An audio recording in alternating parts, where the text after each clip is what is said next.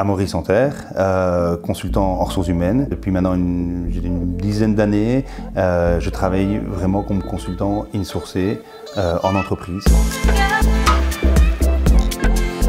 Les soft skills, c'est, je dirais, ce qu'on ne voit pas nécessairement sur un CV, en fait, ce qui est au-delà de la connaissance qu'une personne peut avoir, quoi.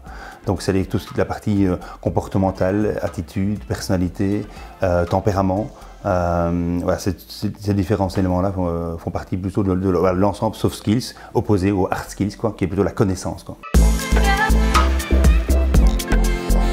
C'est important de connaître les types de personnes qu'on doit recruter ou qu'on doit avoir dans certains services, dans certains départements, parce que quelque part ça fait partie de l'attendu dans le rôle et de la fonction. Avoir un responsable d'équipe, hein, on pourrait dire un manager aujourd'hui, c'est qu'est-ce qu'on attend de lui.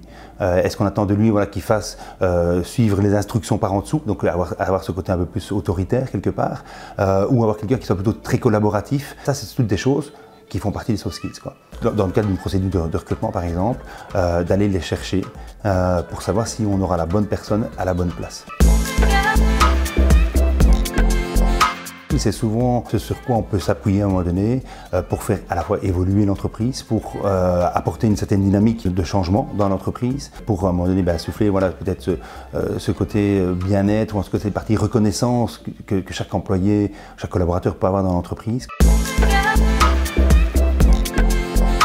Les soft skills, il n'y en a pas une qui est plus importante que l'autre, quoi. Voilà, quelqu'un qui est hyper ordonné, hyper structuré, l'autre qui est plutôt fonceur, quoi. Le troisième qui est plutôt créatif, quoi. Pondération à donner par rapport à ce qui est attendu, à la fois par la direction, à la fois par le service et le département. C'est ce qui va faire à un moment donné qu'on se dit, voilà, on a trouvé probablement la bonne personne, indépendamment de son diplôme et de son parcours.